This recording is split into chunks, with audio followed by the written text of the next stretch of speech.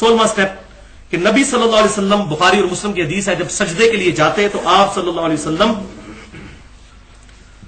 سجدے کے لیے جھکتے تو فرماتے کہ مجھے اللہ تعالیٰ نے حکم دیا ہے کہ میں 7 اعضاء پر سجدہ کروں، اور پھر آپ صلی اللہ علیہ وسلم نے 7 اعضاء گنوائے، دونوں پاؤں یعنی پاؤں کے پنجے، دونوں گھٹنے کتنے ہو گئے 4، 2 ہاتھ 6، اور پھر آپ صلی اللہ علیہ وسلم پیشانی اور اشارہ اپنے ناک کی طرف کیا، یعنی پیشانی اور ناک ایک عضو شمار کیا، یہ 7واں، یہ دونوں چیزیں لگنا ضروری ہے۔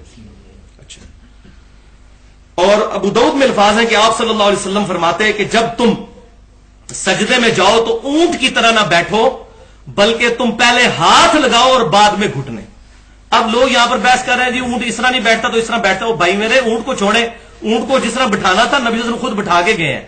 ابو داؤد میں الفاظ موجود ہے کہ اونٹ کی طرح مت بیٹھو، ہاتھ پہلے لگاؤ اور گھٹنے بعد میں لگایا کرو، آپ خود بتا کے گئے ہیں صلی اللہ علیہ وسلم۔ اچھا، اور امام بخاری رحمۃ اللہ علیہ بھی صحیح بخاری میں 803 نمبر حدیث کے باب میں یہ لے کر آئے ہیں کہ ابن عمر رضی اللہ تعالیٰ عنہ سجدے میں جاتے وقت پہلے ہاتھ لگاتے تھے، اس کے بعد گھٹنے لگایا کرتے تھے، اور اس کی پوری سند جو ہے وہ بھی الحمدللہ المستدرک الحاکم میں بھی اور صحیح ابن حبان میں بھی موجود ہے کہ ابن عمر کہتے ہیں وہ خود بھی یہی عمل کرتے تھے، اور کہتے تھے کہ نبی صلی اللہ علیہ وسلم بھی یہی عمل کرتے تھے کہ ہاتھ پہلے لگاتے تھے اور گھٹنے بعد میں لگاتے تھے۔ ایک حدیث ابو داؤد میں موجود ہے کہ آپ صلی اللہ علیہ وسلم جو ہے وہ گھٹنے پہلے لگانے کا حکم دیتے اور ہاتھ بعد میں، اور وہ حدیث جو ہے ضعیف ہے اصول محدثین پر۔ کیوں؟ اس میں شریک القاضی جو ہے وہ مدلس ہے اور ان سے روایت کر رہے ہیں، اور مدلس کی ان والی روایت ضعیف ہوتی ہے۔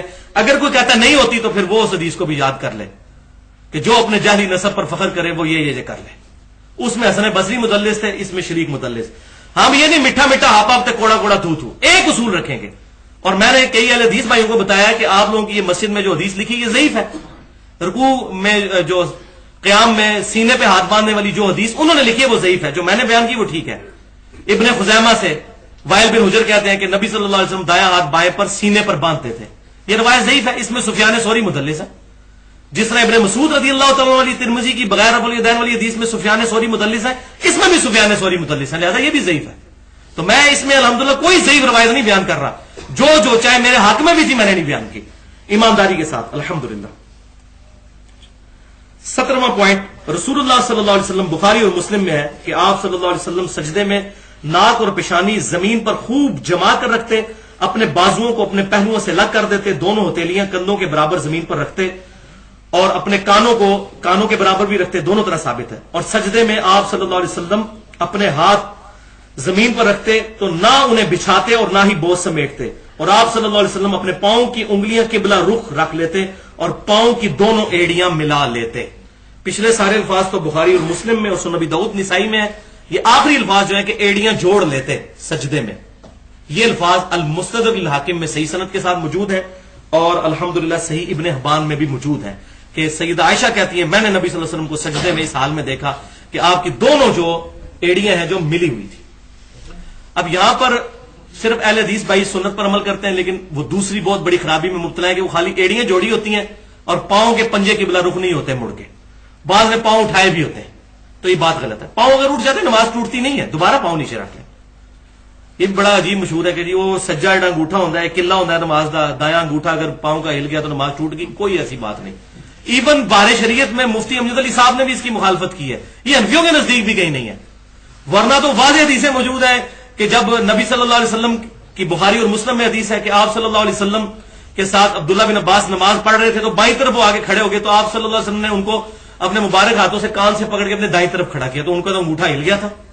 اسی طریقے سے دو نمازی جب کٹھے نماز پڑھ رہے تیسرا آئے گا تو یا امام آگے جائے یا مقتدی پیچھے جائے تو اس کا بھی انگوٹھا ہل جائے گا، یہ اہم مشہور ہے۔ بہر سجدے میں جو ہے وہ پاؤں کے پنجے مڑ کر قبلہ رخ اور ایڑیاں جڑی ہوئی ہونی چاہیے، یہ سنت ہے۔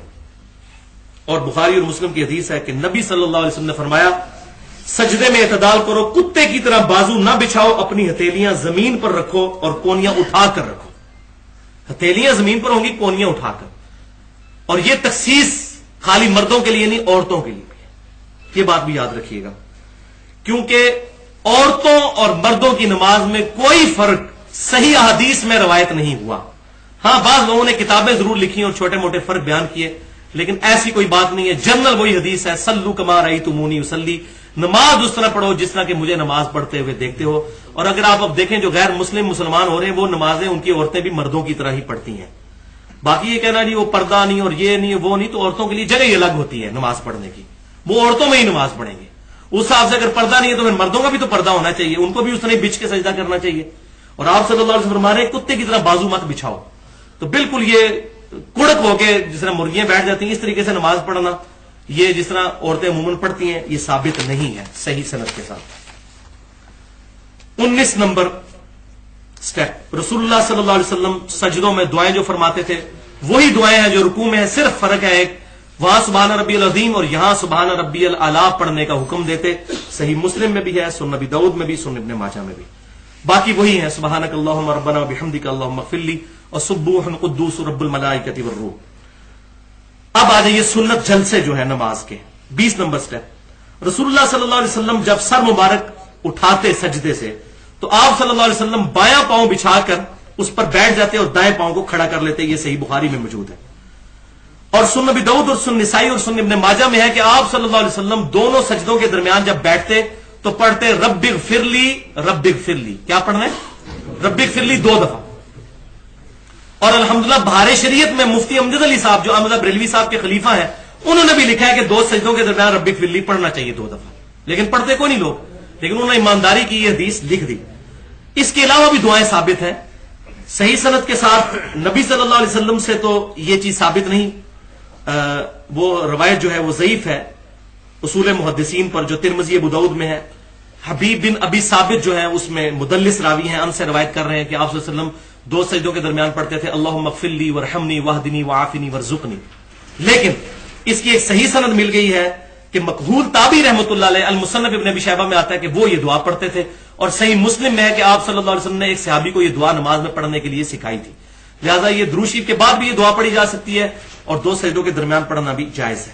سٹیپ نمبر 22 صحیح بخاری میں انٹرنیشنل نمبرنگ کے مطابق 6251 کہ آپ صلی اللہ علیہ وسلم دوسرے سجدے کے بعد بیٹھنے کا بھی حکم فرماتے ہیں، جو میں پہلے حدیث بیان کر چکا، جو آپ صلی اللہ علیہ وسلم نے نماز کا طریقہ ایک صحابی تیزی سے نماز پڑھ رہے تھے ان کو سکھایا. فرمایا دوسرا سجدہ کرو پھر بیٹھ جاؤ اور پھر دوسری رکعت کے لیے کھڑے ہو. اور 23 نمبر حدیث مالک بن حویرث سے، وہی جو غزوہ تبوک کے موقع پر مسلمان ہوئے، جنہوں نے حدیث روایت کی کہ نماز اس طرح پڑھو جس طرح مجھے نماز پڑھتے ہوئے دیکھتے ہو. انہوں نے بخاری شریف میں 823 اور 824 نمبر حدیث ہے، وہ کہتے ہیں کہ میرا نماز پڑھنے کا ارادہ نہیں تھا لیکن میں تجھے نماز سکھانا چاہتا ہوں کہ نبی صلی اللہ علیہ وسلم کیسے نماز پڑھا کرتے تھے. اور اس میں پھر وہ تابعی بتاتے ہیں کہ مالک بن حویرث نے ہمیں بتایا کہ آپ صلی اللہ علیہ وسلم دوسرا سجدہ کر کے بھی بیٹھ جاتے تاک رکعتوں میں، پہلی اور تیسری میں، اور پھر دونوں ہاتھوں پر اعتماد کرتے ہوئے یعنی ہاتھوں کا سہارا لیتے ہوئے دوسری رکعت کے لیے کھڑے ہوتے یا چوتھی رکعت کے لیے تیسری رکعت کے لیے کھڑے ہوتے، ہاتھوں کا سہارا لے کر زمین پر اعتماد کرتے ہوئے. لہذا یہ سنت ہے. یہ جو ہماری طرح مشہور ہے کہ بغیر ہاتھ کے سہارے کے اٹھنا چاہیے، ایسا نہیں. اور معاذ اللہ بعض لوگوں نے اتنی گستاخی کی، وہ کہتے ہیں نبی صلی اللہ علیہ وسلم بوڑھے ہو گئے تھے اس لیے اٹھ نہیں سکتے تھے تب ہاتھوں کا سہارا لیتے تھے. یہ بات ہوتی تو آپ مالک بن حویرث کو کہتے کہ بھائی یہ جو میں عمل کر رہا ہوں یہ میرے ساتھ خاص ہے، تم نے بغیر ہاتھوں کے سہارے کے اٹھنا ہے. معاذ اللہ. آپ صلی اللہ علیہ وسلم پر کبھی کوئی ایسا وقت نہیں آیا کہ آپ صلی اللہ علیہ وسلم قابل اتباع نہ رہے ہوں، اور کبھی ایسا کوئی موقع آتا تھا کہ آپ نے بیٹھ کے نماز پڑھی ایسا معاملہ تو آپ صحابہ کو بتا بھی دیتے تھے. تو یہ بالکل گستاخی ہے ایسی بات کرنا، معاذ اللہ استغفر اللہ. یہ وہی بات ہے، مطلب فرقہ واریت کی لعنت ہے جو پڑ گئی ہے. اب وہ حدیث بخاری و مسلم کی یاد کر لیں کہ آپ صلی اللہ علیہ وسلم 2 سجدوں کے درمیان اتنی دیر بیٹھتے کہ ہمیں یہ لگتا کہ آپ صلی اللہ علیہ وسلم دوسرا سجدہ کرنا ہی بھول گئے. تو اس میں آپ صلی اللہ علیہ وسلم یہ دعائیں فرمایا کرتے تھے. اور یہ بات یاد رکھیے، بعض علماء عرب کو میں نے دیکھا ہے کہ وہ 2 سجدوں کے درمیان بھی یوں انگلی اٹھاتے ہیں ایسے. تو یہ جو حدیث ہے اس میں بھی سفیان ثوری مدلس ہیں اور ان سے روایت کر رہے ہیں. لہذا صرف تشہد میں انگلی اٹھانے کا جواز ہے، 2 سجدوں کے درمیان ہاتھ رکھ کے یوں انگلی اٹھانے کا جواز کوئی موجود